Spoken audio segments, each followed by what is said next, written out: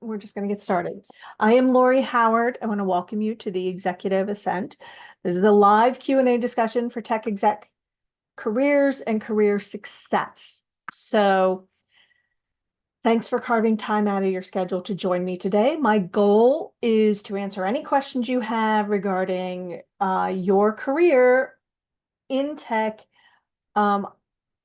specifically if you're an executive or looking to move towards an executive level role.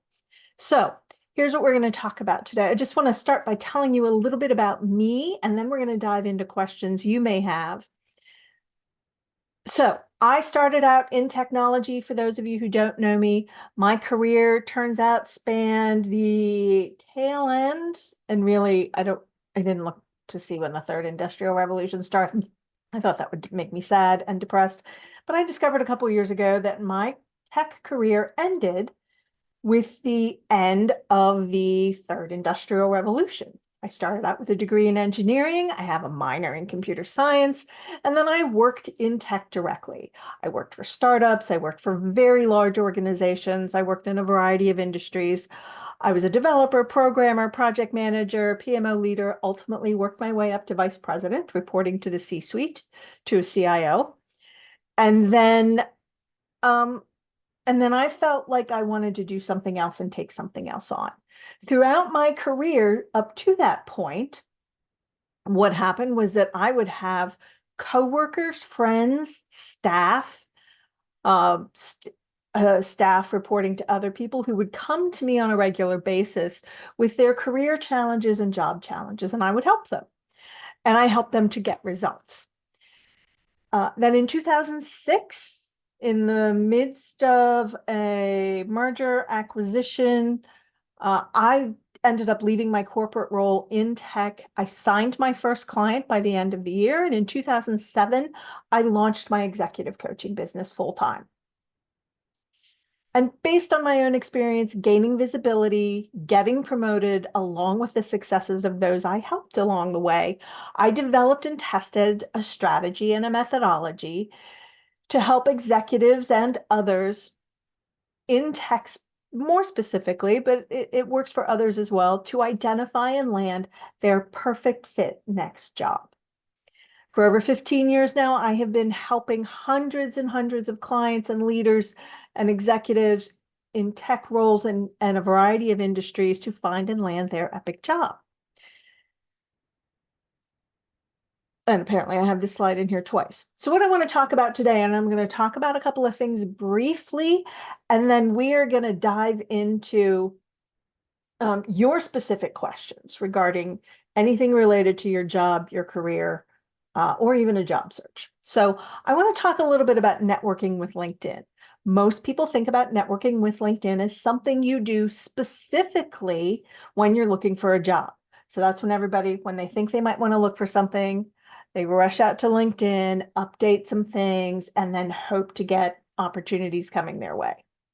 Well, I want to talk to you about the value of LinkedIn. Yes, it's valuable for your job search. It's also valuable for you as you're moving forward in your career and you're becoming, now that you are an established professional and moving towards an executive and leadership level, to establish your own visibility and credibility in the marketplace at large, as well as represent the company you work for in a positive and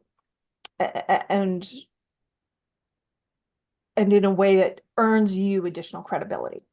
So a couple of things you want to make sure you do. These are things, while LinkedIn is a top used application, and the reality is, as soon as someone is hired at an organization, everyone looks you up on LinkedIn.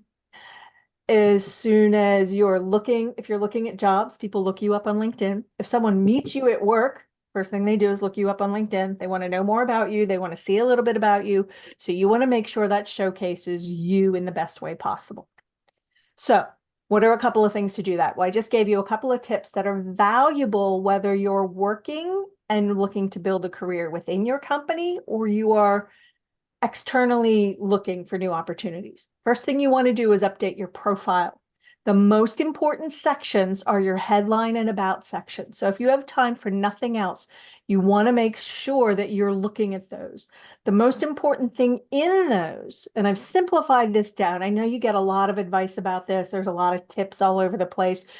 I know people look at other people's profiles to see what they should do. So I want to simplify this down to the most important things you need to look at and do. One, I want you to show your value. So what is your value? Your value are the strengths and skills you leverage to be successful. Those are personal to you. They reflect who you are and what you're about and what you're really great at. Then I want you to think about showing your value in terms of what is the impact and value you bring to an organization. And then at this level, I want you to start connecting your value to the business, the value of the business. So whatever you do, you should be able to connect the dots between what you do and a couple of basic things, whether the company makes money, whether the company saves money, whether the company creates a positive experience for employees and therefore drives retention and drives the quality of employees and improves performance of employees. Happy employees perform better. That's been shown in the data through years and years of studies. Another place, maybe you're helping to increase the customer base, make customers happier. Maybe you're just improving and optimizing things through automation or just making things more efficient and effective. That's your value. You want to talk about that in your headline. The other thing you want to do in your headline and in your about section is use job-related keywords. Now, we're all familiar with keywords today. You might use ChatGPT to help identify keywords. You might use LinkedIn itself to identify keywords, but you want to weave those in. I typically look at current job postings to find out how companies are describing and talking about what's important to them in the roles today. So I don't necessarily use resources like ChatGPT because I don't know what the source data is. I don't know how current it is. You want to look at current postings and make sure that for the most important things you do, you weave a little bit of that in. The headline can literally, it doesn't have to be sentences. It does not have to be clever. It needs to be something that's clear. So those are some things I want you to think about. The next thing I want you to do is evaluate the quality of your network. So how do you do that? You want to do a search on your LinkedIn connections, your first connections and your followers. And you want to know, I want you to know how many connections do you have? Your first target is to get up over 1,000. LinkedIn likes that. I'm not sure why that's the magic number, but it is. Then you want to have followers. So that's people who are following you, not necessarily directly connected with you, who are also up over 1,000. So how do you do that without making yourself crazy and spending a lot of time on LinkedIn? We're going to talk about that in just a minute. And I want you to take a look at your connections and see how many people, and you can do a search by job title of your connections list. How many people are at or above your level? That's important, especially as an executive. The further up you get, the fewer people are going to go with you. So you need people at and above your level. And how many are in your industry at any level? So these are things that are useful to promote your visibility, to make sure you're available for opportunities, as well as to just form connections and establish your reputation and credibility in your industry. So this is good for you as an employee, as well as someone who's looking or wants to stay open to opportunities. And so that gives you a sense of how to reach out and build new connections. The first step to take to build connections, build your network on LinkedIn, build your brand, as it were, is through posting and commenting. Post on things related to your industry and related to the things you identified as your strengths, your value, the things that are important to people at your level. So posting means you post something fresh, use at least 3 to 5 lines. You can repost, again, commenting with 3 to 5 lines as the post. You can also then reach out to people you are already connected to. I do this to nurture relationships with first connections, or find people that you're interested in, that you'd like to connect with, and spend a little bit of time commenting on their posts. So there are a lot of numbers out there that say you should do this at least this many times in order to get value out of LinkedIn. I want you to remember consistency trumps everything. And I want you to do something at least once a week. Post, repost, comment. And after you comment on say someone you're not connected to at least 3 times, LinkedIn, by the way, while you're doing this, is going to facilitate the relationship for you. It's going to do things behind the scene. The LinkedIn algorithm is to give you increase the familiarity between the two of you, to give you shared information. That's the value of posting while you're doing this. Then you can invite someone to connect because then you'll be more familiar to them. You won't be some random stranger who didn't do anything. When you comment, if I didn't say this a minute ago, at least 3 lines and express a point of view. So these are some things you can do, and I want you to start thinking about. Most people ignore this. It doesn't actually have to take a lot of time. The key is a little bit of time every week. LinkedIn values consistency of your behavior more than anything. And when I say LinkedIn, I mean both the algorithm and the company. The algorithm itself will reward consistency of behavior. It will facilitate the things it thinks are your goals. So at a minimum, you always want to be building and expanding your network in case you need them for something, whether advice or job connections or recommendations on things. You never know. So in some ways, this sort of trumps the meeting everybody for lunch and in person. It's easier, it's quicker. And if you do it yourself as opposed to through automation, it's the consistency that gets rewarded, and LinkedIn and the humans that you're connecting with will value the human connection piece. So here's what I'm going to do now. I wanted to share this with you to give you some things to think about and to give you just a little taste of something that you can be doing now to get value out of. What I would like to do, and I see we've had a few more people join us, I am going to open up the lines here, and I'm going to actually, I might leave them off for now. I will leave let's see.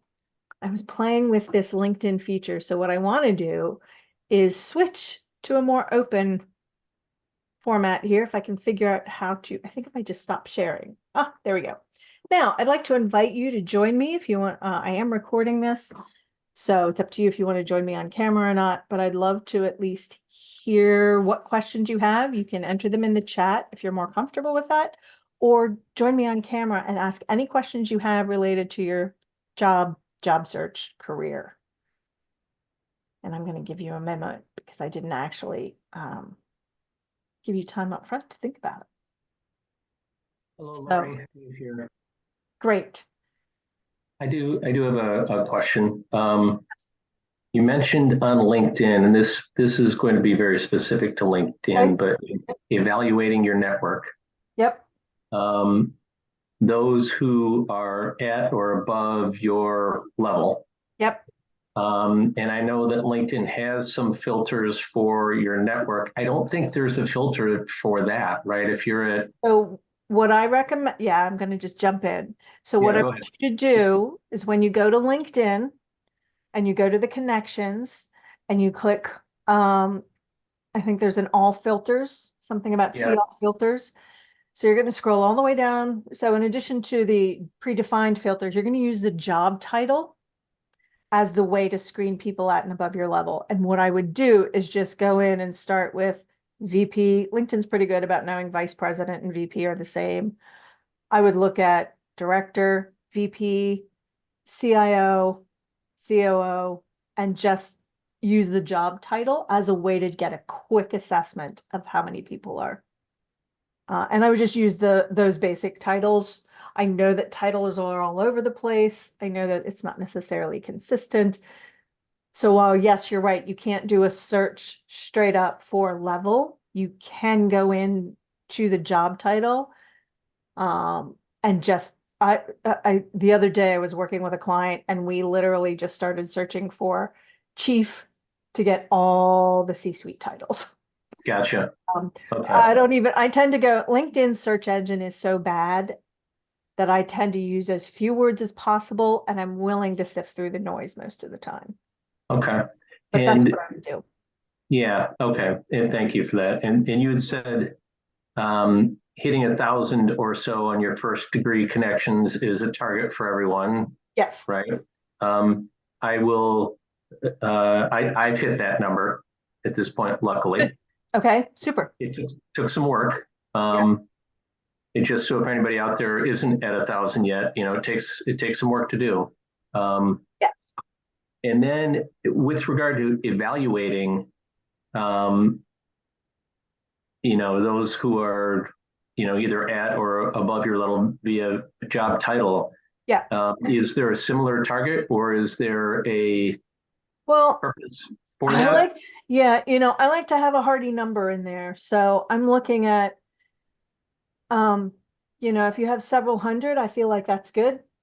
I don't really have target numbers, but the reality is that the further up people get, the closer they get to retirement, right? So you need to be constantly nurturing or building and then nurturing that network.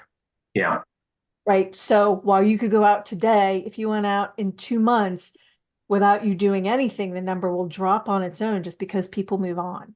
They move on in life. Things happen, once you get to a certain level, that starts to shift or they move up. So I like to, I'm thinking, a couple hundred is a good number because you want to have a network of connections that you can always reach out to. So, Right. and the further up you get, the harder that gets, right? Because your Yeah. target goes up. Um, so I think now I would say if you don't have, LinkedIn, I don't know how many LinkedIn puts on a page, maybe 20 or so. Um, if you don't have more than a page worth, then you're probably way low. Yeah. Okay. And maybe not the last question on LinkedIn, but Yeah, sure. again, aligned with the stuff that you covered, followers versus connections. Say that again. The, Followers versus connections. So yeah. here's what I've learned recently. I've been listening to a couple of experts who have been tracking closely the changes in the LinkedIn algorithm, and they're really moving some stuff they're making a lot of changes this year. And there has been a recent shift where LinkedIn is valuing followers more than they have in the past and prioritizing those. So typically, anyone who connects with you by default is a follower. I don't really look for people who are separate from that because I'm not paying that. Personally, I don't pay that close of attention. I just know that if my numbers are up over 1,000, I'm good. Part of the reason you want followers is it just broadens your reach, right? So if you're posting and reposting, more people see that than just through your connections.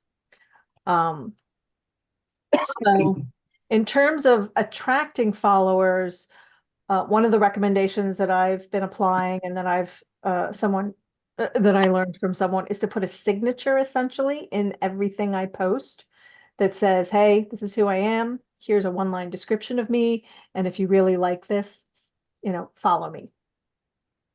And so put a direct invitation in the post. I don't know if I sort of jumped in to answer your question before I let you ask specifics. I'm so sorry. No, that is good. Certainly putting that call to action in there, right? Yes, Or invitation, right, yep, is a good exactly. idea. And an Um, invitation to follow is less threatening to everyone. It's a good first step for anyone who's like, yeah, I'll follow you. I can want because when they follow you, they start to see your posts more frequently. LinkedIn, I think every time you post will send to followers and new connections first, and then it goes to existing connections. So it's now prioritizing followers, because I think the premise here is that followers can eventually become connections. And it's a way of developing connections without going straight at people going, hey, you want to connect? Because that feels a little more, well, I don't know you. I don't know anything about you.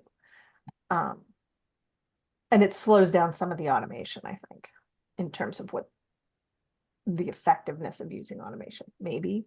I know LinkedIn is not a fan of automation. But that said, I don't know that they can stop it. all right, gotcha. Makes sense. Yeah, and I don't mean to take up all the time here, right? But while we're on a roll, um, finding the number of followers versus connections Mhm.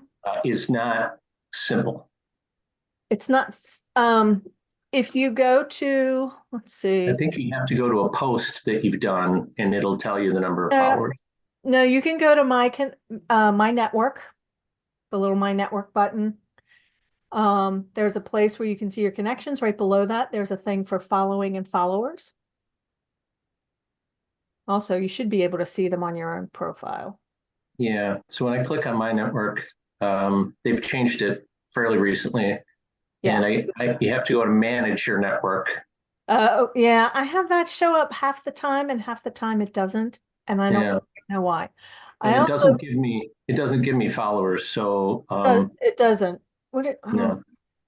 So what I've done is I'll go to a recent post or something yeah. along those lines, and over to the left it'll show me my followers, and I just found that out now Oh, while we were talking. So okay. Well, here's my, so if I go to, so if I'm on, hang on. And I know this is the trouble with LinkedIn's changes is that they move fast and not everybody gets this. Can you see my screen here? yeah, So I've got it. got, here's my network. So I have, now sometimes this is closed, this manage my network, and sometimes it's already showing. I don't know what triggers that. Sometimes I just have to click this first. Then I have connections and then following and followers right under that. And then I can Gotcha. You got click it. on that and I can click on followers and I can see info, I can see them. I can Yeah. Okay. I also am pretty sure if I go to my main profile itself, it tells me near the top. Yeah, it doesn't tell me how many connections I have right out of the gate, but it now adds followers up there. It's interesting. So it'll tell me connections, but it doesn't tell me followers in my Really? main I profile. have absolutely no idea. Well, this, I don't remember seeing this before, so I have no idea what triggers that. Yeah, So yeah, probably if it hit a certain number, or maybe I don't know. I have no idea. I'm like, that's new because I just noticed it today. Yeah. So And with LinkedIn, you had to hit 500 for that to show up, right? 500 plus connections, I think, possibly, for the connections number to show up. So there must be maybe maybe, some trigger and followers as well. yeah. And that's the, yeah, possibly. I honestly thought it was something more standard. So, clearly it is not standard for everyone. That's the trouble with the way they roll out features. It can take them a year and they roll, and I don't know what the order of deployment is. Yeah. It just seems kind of random to me. Um, so, Well, okay. I'm gonna pass the microphone off to Yeah. anybody else who wants to. Yeah. Fantastic. Thanks for your questions. I feel like these are good questions. You know, these are questions that I think a lot of people will have and will benefit from. Yes, Anyone else have? yeah, look, Yeah, this go is ahead. morning. How are you? I'm good. How are you? I'm doing all right. Continuing on the same topic about follow and connect, right? Yep. Necessarily is not something you control automatically. I think LinkedIn enabled this feature based on the number of connections you have, and not necessarily something that you control. Uh, so I'll tell you what the Which issue is. which Have feature? The display of this? No, in terms of somebody following you, you can't even control that. Oh, it's they just everybody can now have can't control it. You so the way so let's see, I'm looking at my profile. Let me go find a stranger, somebody else's profile here. Yeah, you Can can't control if influence somebody's following it. you. Yeah, you can't control if they follow you, but you can invite them to follow you, right? And they're making it more accessible. That's a shift that's happening.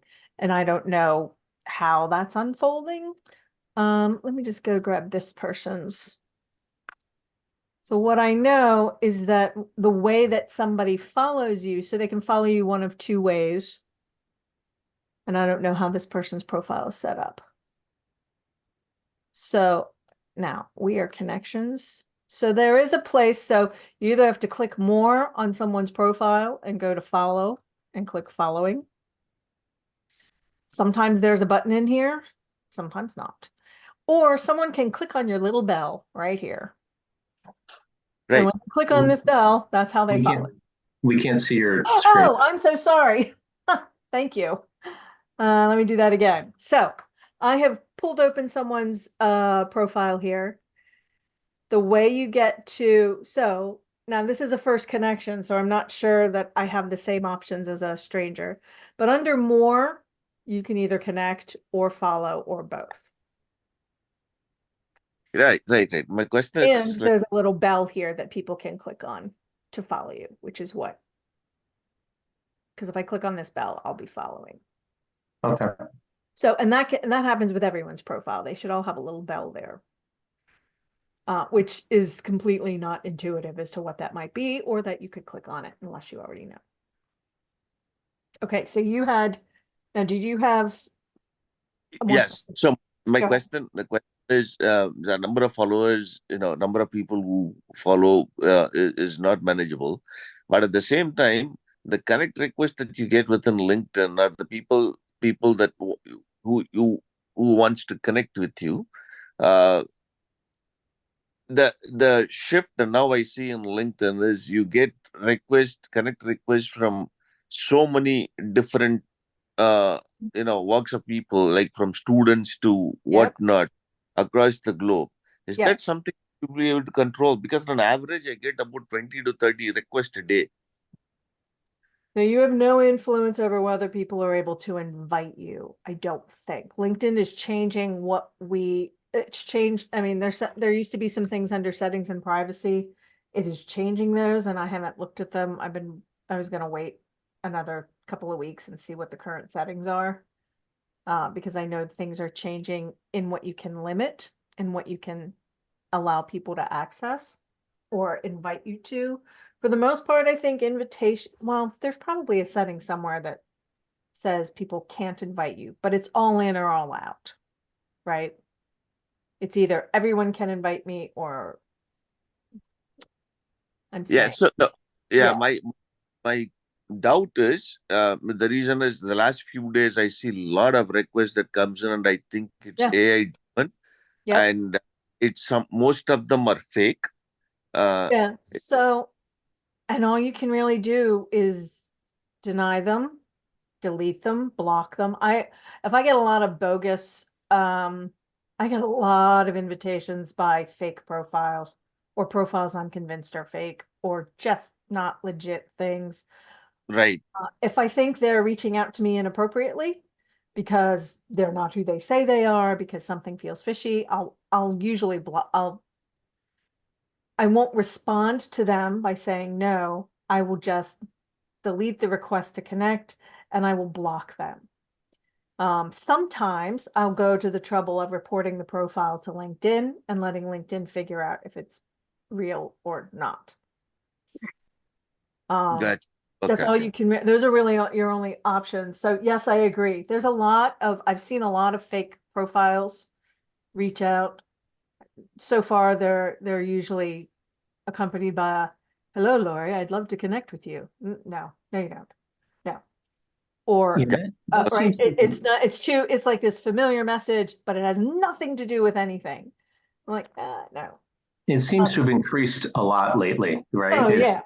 Oh, David, I don't know why your profile keeps popping up in my feed. I'd love to Yeah, connect, right? there's two things happening, right? We have generative AI. We have people all enthusiastic about using AI with LinkedIn, and trying to sell that. And then we have people teaching models of how to reach out and invite people to connect to do the sales outreach. And they all use similar languaging, right? So which is, I think, one of the reasons LinkedIn's trying to promote followers first, because then you have I think LinkedIn, the company, does not like that happens. They want the interactions to be genuine and between people. It has not been successful at blocking that. They try to get ahead of it and then it doesn't work. People are faster or more clever. So There are a lot of, I am pretty rigid about things. I'm like, if you invite me to connect and you have no good reason, then no, I won't connect with you. If you can't tell me something about me that made you want to connect with me, I'm pretty quick to say nope and block because I'm assuming they're going to try it again. Now, every once in a while, I look at the headline because you do see the headline with the person's name, and I'll go, let me look at them first. And then I'll take a look. And then I'll respond with a message like, so what in my profile made you want to connect with me? Most of the time, it screens out anyone who's not a person because they don't know what to do with that, or where it's not legit. Because either they'll come back and tell me something that makes no sense, and I'm like, you still haven't looked at my profile because this message doesn't align with that. Or they'll come back with something legit, and then we'll connect, and I may connect with them, or I may talk with them first, even through Messenger, even through the LinkedIn Messenger, and just talk through there before we connect. I think it's fine you don't have to accept everybody's invitation. You already know that. You can slow play it a bit and just ask questions, see what kind of conversation you get. I had a client the other day, he was showing me an example of someone who clearly reached out and he just knew it was an automated marketing message. So he responded and said, hey, what in my profile made you want to connect with me? They came back with another semi-marketing response. He replied to that and said, hey, here's what I do. Here's the value I bring to an organization. What do you, maybe, what do you think about that? Is that something your organization can use? She then came back with a 2-word, he's like, I was just checking because I wanted to know if you were a person or not. And she came back and said, no, this is a person. And then proceeded to talk to him like a person. um, and went back to, and so it was he had this conversation and just flipped it around into an opportunity for himself. I think he turned around and went, well, given this, what do you think? How do you think? It was clear that she was messaging on behalf of the company. Like, how do you think I can help your company? She's like, well, maybe you should talk to my boss. And then did an introduction and they moved on. So it broke the automation chain and turned it into a real conversation. And it was kind of funny if you were me, because as I'm watching the conversation, you could see the point at which she fell off from automation and just responded like the person she was, which was not nearly as eloquent and not nearly as specific, and was a little bit, oh, I got caught. No, I'm a person, but I don't know what to say to you now. Depends on how much effort you want to put into things. So I don't know if that's helpful. I do think you're right. There are a lot of reasons why there's a lot of noise, which is another reason I recommend that you don't necessarily reach out to someone and invite them to connect right away. If you do, try to put a message in and tell them why. And usually I put something very specific in their profile that you see that says, here's what interests me about you as a person. Not just, yes, I may have searched for you by job title, but I also see your career path has this trajectory and you've been doing these things. And I'm looking to connect with people who know more about that, or where I can have conversation with about that, or some variation of something that's more specific about things they've said about themselves. Because of what I do, I often comment on someone's career path. I'm like, the career moves you've made are fascinating to me. And I really want to talk to you about those.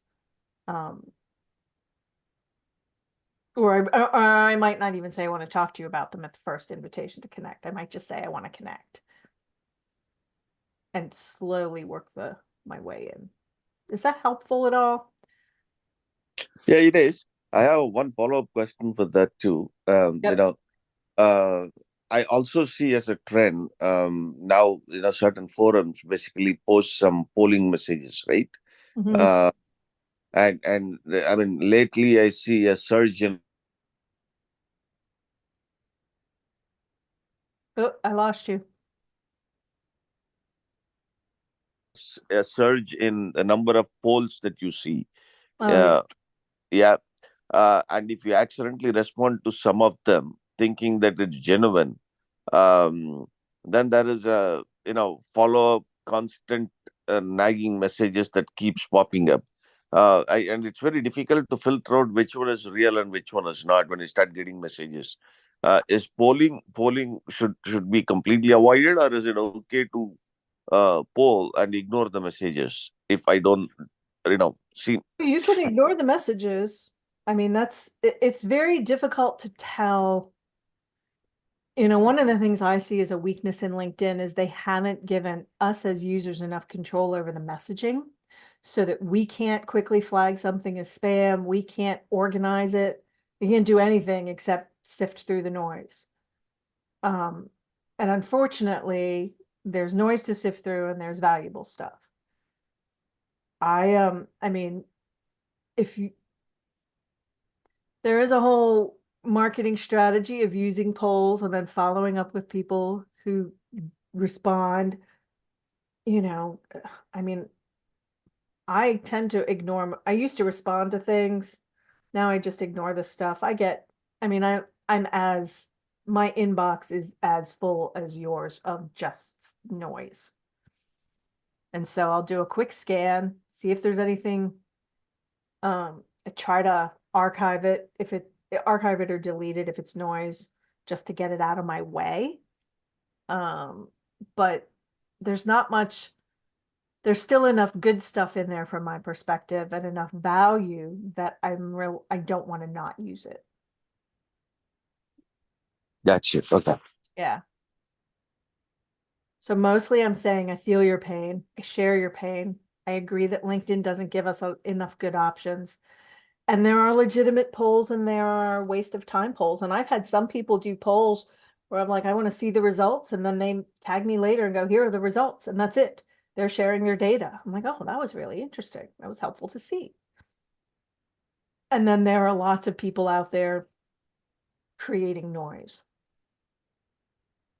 Yeah. There are lots of people who don't understand there are a lot of people selling solutions and selling ideas. Here's how you should market. Here's how you should sell. Here's how to take advantage of LinkedIn. There are a lot of people taking advantage of the automation. And then there are a lot of people who don't know any better jumping on the bandwagon. I can always tell when somebody who might target me or someone in a group I'm in by a new class, because I suddenly get, hundreds of messages all with the same text. Like, oh, here we go again. Somebody took a class or bought a tool and everybody joined together. So now everybody's saying the same thing. And then I just sort of conclude none of it is legit. And then it'll fade back out as they don't get the responses. So, yeah.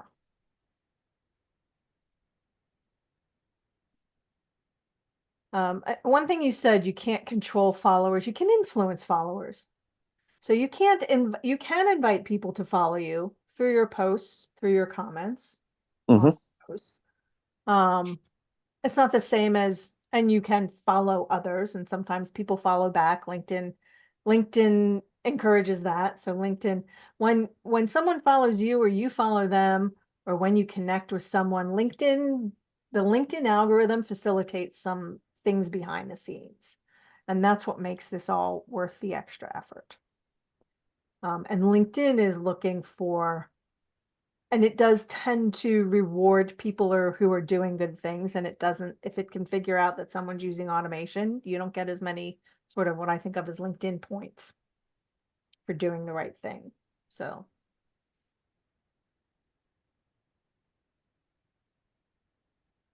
Any other questions about anything? Job or career related? Doesn't have to be about LinkedIn. LinkedIn was just something that was on my mind this morning as I've been looking at some of the changes.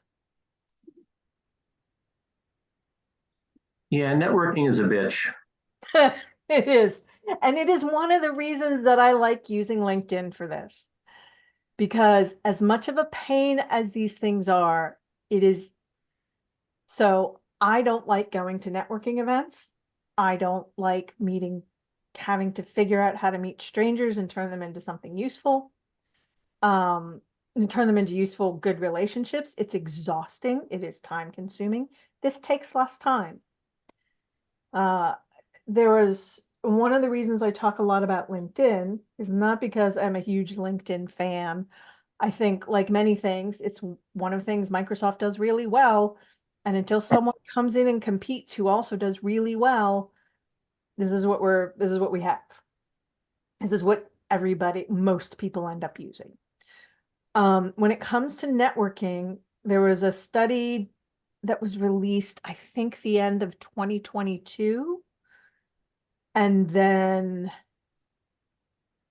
that it was a 5-year study LinkedIn had done. And then there were other studies I found by reputable research organizations and universities on what is valuable in your network, and who in your network are the more valuable connections, or more helpful. Turns out when it comes to your career or your job search, I always thought the most valuable people in your network were your closer connections, people who knew you well, that you knew well, the ones you had really spent some time building relationships with. Turns out that's not true. The most valuable and helpful people in your network are weaker connections. That has always been true, apparently. I found research dating back to the 70s that essentially said the same thing. Of course, the stuff in the 70s predates any kind of social media. LinkedIn obviously focused on the social media element, as did some of the more recent studies, but it's always been the case that your weaker connections, so kind of like, your next door neighbor, if they're not your best friend, or your next door neighbor's brother, right? People who are just a little bit removed, kind of know who you are, you kind of know them, but you're not close. Those are the people who are more helpful, which is why I talk about and recommend using LinkedIn for networking when it comes to your career. LinkedIn has positioned itself fairly successfully as the social media, social networking tool for your career, for the job search. It's particularly popular with financial services and tech. So if the reality is your weaker connections are more valuable, then that basically means, I have 6,000 connections. They are not all my closest friends. There are people who kind of know me and I kind of know them, if just by name and content. So by me posting regularly, they get familiar with what I'm about, who I am. And that means that and I get familiar with them if they're posting, because I see that. LinkedIn makes sure that I see the content of my first connections. And so it facilitates that familiarity, which means when it's time for something I need related to my career, my first connections are like the best network of weak connections I could have. Some of them are people I'm close to, but then most of it are these weaker connections that are more valuable. Now, that means that you need to be more careful, and I go through periodically, and I use LinkedIn not for close friends who are outside of my industry or my space.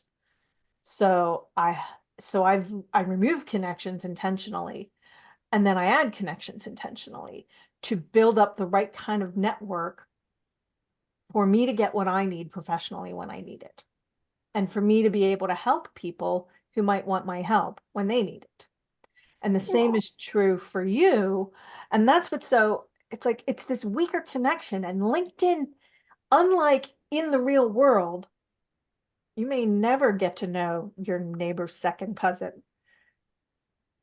But LinkedIn knows who your neighbor's second cousin is if you look at the first, second, and third connections. So they know how that network is. And so it can facilitate all kinds of things. And the algorithm likes to facilitate that for you. And the way it knows that you want it is by you doing things like posting consistently, posting or reposting, commenting. Then it thinks, oh, good, this person is interested in this kind of network. Let's do that. And it facilitates with the things it does behind the scenes, making sure they see your posts, making sure they see your comments, making sure their followers, you post something, or you comment on someone's thing with something really with a point of view, their connections and followers get to see that. So other people get to know you. So it's this, we're really building this weak connection network so that you have the ability to manage your career and manage your sort of progression of your jobs intentionally and not feel so much like you're at the mercy of whatever's happening in the job market. And that's why I talk about LinkedIn so much, especially once I realized it wasn't the strong connections. So apparently the people who know us best are not necessarily our best. They're great. They may be a great support system and there's value to those, but they're not the ones who are always going to help us out when it comes to professional things, which I think is really interesting and then actionable.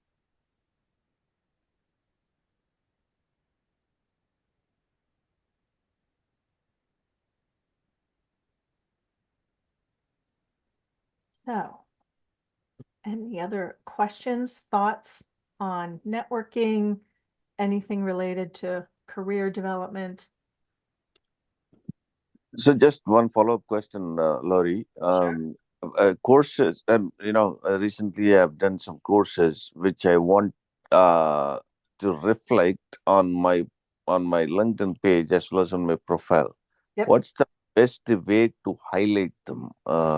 Instead of just putting the logo and course name, is there any better way to Oh, bring? you can add them. So if they fit in the licenses and certification section, you can put them there. Mhm, You can also, there is a section called courses. I can't remember mhm. where it is, but you can list them there so they end up being listed on your profile.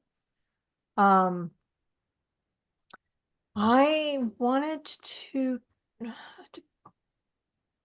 I want to check and see if LinkedIn still has a featured section or if they got rid of it. I would say another thing you could do is add it to your featured section on LinkedIn. But I'm trying to see if they still have the featured section or if they removed it. Oh no, they still apparently I still have a featured section. So you can add I don't know if you've used the featured section. It's a section No, on I LinkedIn. Add the featured section. You can put anything you want if it's got a picture or even text. I would put a little image. I like images personally, but you can put a link to things. You can use images. You can do a file of any kind and share it. If you look at my profile, I'll show you here really quickly. Here we go. So you can see, here's my profile. Scrolling down below analytics, below resources, which I don't know if this is staying or going, but there's a thing called featured. And you can find it through the ad profile section. It's in there somewhere. So it shows up near the top of my profile, and then I can add anything in here I want. I can add a post, so it could be something you've posted on LinkedIn, and you can just add that in here. Add an art. So these are LinkedIn things. You can add a link to something that's sitting elsewhere. Adding media. So that means Gotcha. a file of any kind. So sometimes I'll just take screenshots of things and put them in here. So like if you look at mine, I have way too many because I was playing with what I could do. Because nobody's ever going to look at all of these. But here's some posts I linked to, and further back this was a post. I think if I go far enough back, oh yeah, you'll see pictures. These are images that I created with recommendations from people before they let you do that. So you can put pretty much anything in here. Gotcha. Yeah. And then it shows up right at the top. And if you have just 2 or 3, it's a nice list. And people will see it because it shows up near the top. Gotcha. Right? So it shows up right at the top of your profile. So that's another way. If you really want to feature that on LinkedIn and make sure people don't miss it, that's where I'd put it. And you could post it and put the link in there, and then you get the double benefit. Gotcha. Okay.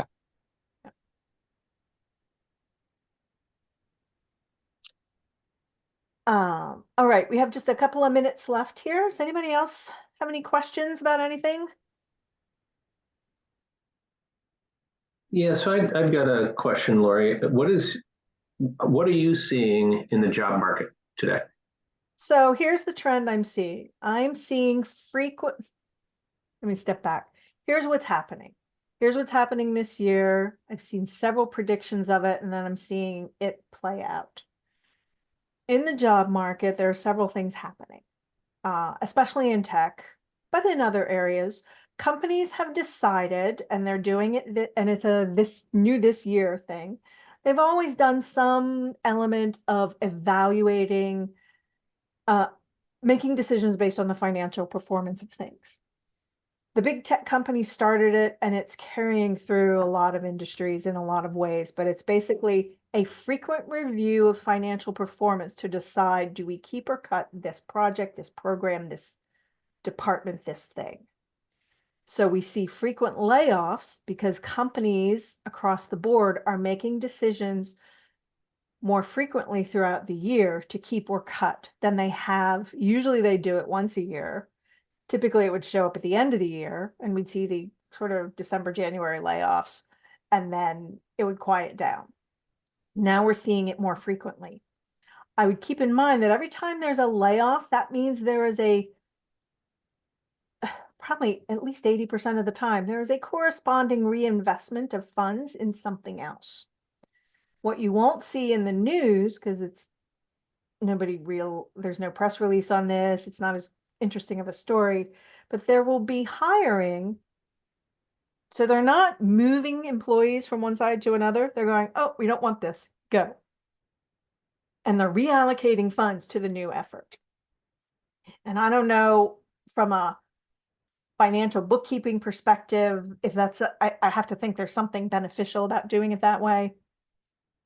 So a lot of companies are making these decisions quarterly, depending on when their financial quarter is. We end up seeing lots of stuff in the news about layoffs.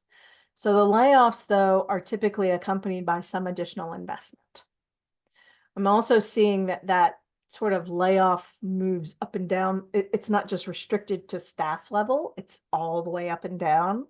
And so I'm seeing a lot more shuffling of C-suite executives as well, where somebody will be out and somebody else will get hired. So a few years ago, we had a lot of, it looked like everybody just sort of stood up and moved one company to the left and got a new job.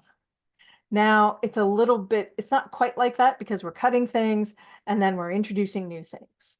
So it's still very active in terms of opportunity. It just looks scarier because of because layoffs hit the news. The other thing I'm seeing in the job market in general is there is an element that is a bit broken from my view in terms of matching good candidates with job openings. And I see that particularly in play for people who are experienced. So the more experienced you are, the harder it is to get matched up for the right opportunity. So we have this weird, I don't know if it's weird, but so you have to, if you're looking for jobs, you have to have a resume and you have to have a LinkedIn profile, and you need both to apply. You also need a network to kind of, it's sort of you have to get your stuff into the system, and then you need a person to pull your stuff out the other side to get seen for the opportunity. And that's why I say you also want people in your industry to be connections, because if you want to look for a job, they don't have to be at or above your level to recommend you for a role.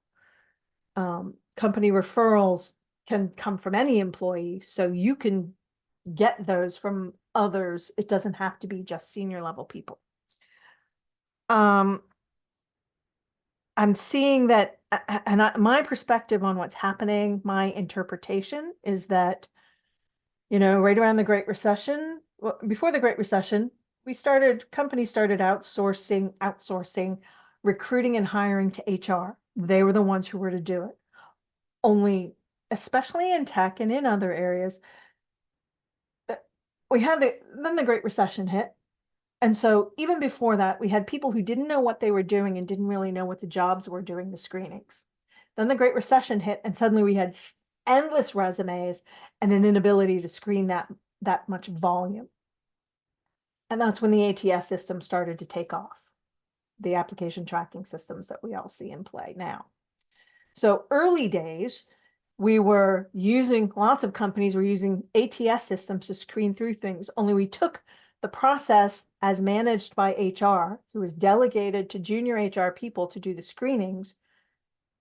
And so we took bad practices, people who didn't really know how to look for tech people at any level, and automated that in the ATS systems. And then with the onset and the introduction of AI and generative AI, we've scaled it. So in scaling it, we took something broken and we just made it huge, but without ever identifying why that's not working in the first place. So that's what we're living with and dealing with when it comes time to looking for opportunities, which is why, in addition to paying attention to everything you can and doing the best you can to get stuff, and you get one, right? You get one resume, essentially. I mean, you can do custom resumes, but you're still, one resume goes into the system and that same one gets seen by people. Same thing with LinkedIn. One profile, and it's representing you both to the systems with algorithms in them and the AI doing interpretation, as well as the humans who may know something. And eventually we'll get to someone who knows something, but you don't get to write for different people. You have to write one thing for a lot of audiences.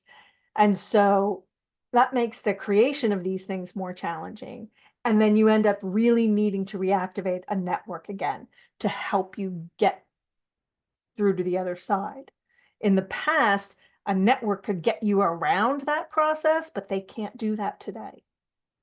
So, and this is sort of generically in most companies, but this is some of the challenges that and so I'm constantly working with experts as well as with my clients to navigate around that, to figure out how do we get around that without it taking so much time and effort on your part and without it being so disheartening.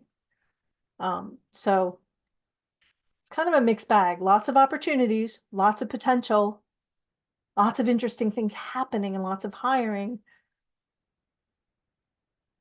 But there's this other element that's making the job search itself trickier.